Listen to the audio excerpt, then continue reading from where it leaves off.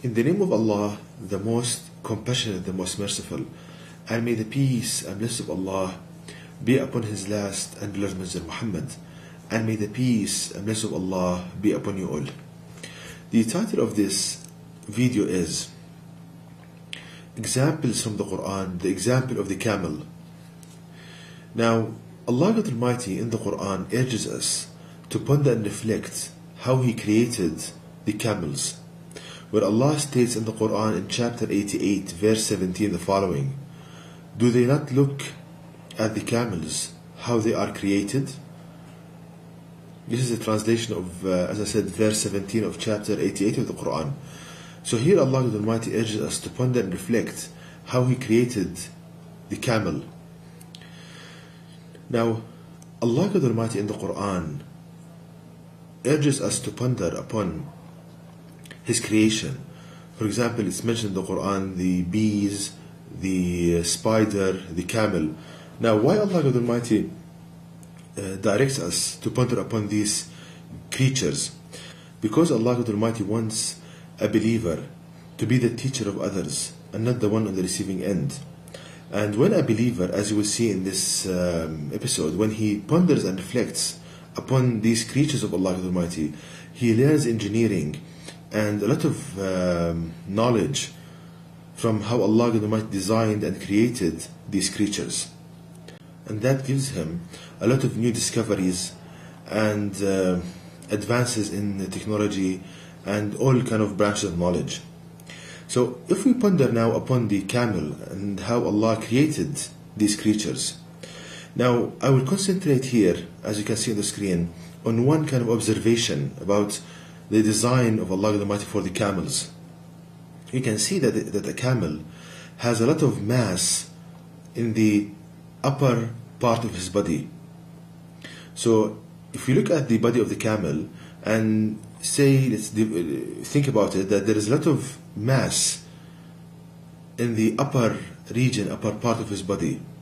But we notice that the base, the legs of the camel, they are small in area. They have a small cross-sectional area. So we have a big mass and it's on a small foundation. Now this is very interesting to note. Why? Because if we think about how humans, they design building structures, we see that if a structure has, as you can see on the screen, if a structure has a lot of mass, a lot of weight, then they put a big foundation and columns and pillars having a large cross-sectional area. And they do that because when they increase the area of the foundation, they reduce the stress on that foundation, and thus they reduce the risk of fracturing and failure of this foundation, and thus they reduce the risk of collapsing of the building. But we see that in the camel there is another level of engineering, a different level far superior to the engineering of people, whereas we have a big mass and it's supported by a small foundation, a foundation having a small cross-section area. Now this is the design of Allah Almighty, and it's perfect and it's working. And so let's think about this kind of different level of engineering, superior level. Now how can a large mass be supported on a small foundation? Now the only explanation for this is that there should be a mechanism, a way that the weight of this large mass is not fully transferred to the base. Once again, the only explanation for this is that the weight from this large mass at the upper region of the camel is not fully transferred to the base, which means that the base is seeing a small fraction of the weight of this upper kind of body mass. Now the next logical question, what is this mechanism? What reduces the weight, the force transmitted to the base? If we ponder upon how Allah created the camels, we see that the answer can be found in the muscles. We see that Allah Almighty in the camel And this doesn't apply only for the camel, it applies for all cattle, for human body, a large mass and a small base. We see that in the camel there are a lot of muscles around this large mass. So the large mass in the upper body and the upper part of the body of the camel, this large mass, is surrounded by so many muscles and big muscles. Now the action of the muscle is that when they contract, the muscles when they contract, they produce tension on their ends. So when the muscle contracts, it reduces in length and it produces tension on its ends. So now we have a big mass in the body of the camel, in the upper part of the body of the camel, surrounded by a lot of muscles. So when these muscles contract, they produce an upward lifting force which counters gravitational pull downwards. So the muscles, in essence, they produce a force that counters gravity. So the large pull on the upper, the large mass of the upper body of the camel, it's going downward. The muscles, they produce a counter force upward.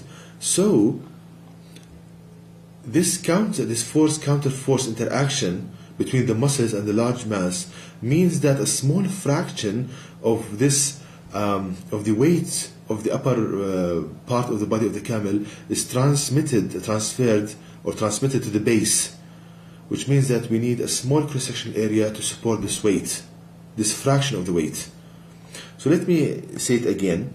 The muscles, they produce a force countering the gravitational force, and as thus we see that the large mass is surrounded by a large number of muscles. When they contract, they produce an upward lifting force which counters the downward weight of this mass, and thus a small force is transmitted to the base, and thus there is a kind of a small cross-section area in the legs of the camel. And this, as I said, applies to humans and all of Allah's creatures. Now let's see, what are the advantages of this? What are the advantages of having small force transmitted to the base instead of, as humans design structures, having a large force transmitted to the base? Now the advantages is that if you have a small force acting on this base, then the risk of fracturing of the base is small. Again, if you have a small force transmitted to the base, then you greatly reduce the risk of fracturing of this base, and also you greatly reduce the risk of collapsing of the structure. That's one advantage. The second advantage, it's easy to transport the structure from one place to another, because if you had a large heavy base, it's very difficult to transport the structure from one place to another. The third advantage is that you have so many units, so many muscles handling the weight of the camel, and as thus, even if there is some damage in some of these elements, there are kind of like other elements which can compensate for this damage, and as thus the structure remains stable. So this is from pondering upon the camel as Allah the Almighty urges in the Quran. Now the question, how can we transfer this superior engineering to man-made structures? Now it's very straightforward, very easy, by pondering upon the Quran. Now let me give an example. Suppose, as you can see on the screen, you have a structure, and let's see the first floor. Suppose that the first floor has so many cement and so many kind of it has a very large weight, large mass. So what can be done from pondering upon how Allah created the camel is that we can put motors connected to ropes, connected to shafts. Now these motors, when they operate, they produce a pulling force on their two ends. So we can put motors on the both sides of the first floor. These motors, when they are activated, they reduce in length and they produce an upward lifting force to lift part of the weight of the first floor. So in the floors, once again, we put motors on their sides. These motors are connected to the floors. When they are activated, they produce a pulling force, a tension, which lifts part of the weight of the first floor, and the same for second floor and third floor, which means that a small fraction of the weight of the floors is transmitted or transferred to the base, and thus we can have a small base having the advantages of reduced risk of structural failure of the base of the columns or the pillars, easier to we have a lot of kind of units handling the weight of the structure, so even if some of them fail, there are others to compensate. So we see, brothers and sisters, how by pondering upon the Quran we can learn the optimal engineering, optimal knowledge. And as I said, Allah the Almighty teaches us this such that the believer will be a teacher of others, and also the non-Muslim would be attracted to the Quran and the guidance of Allah the Almighty from this, because Allah the Almighty wants to guide people. He wants mercy for them.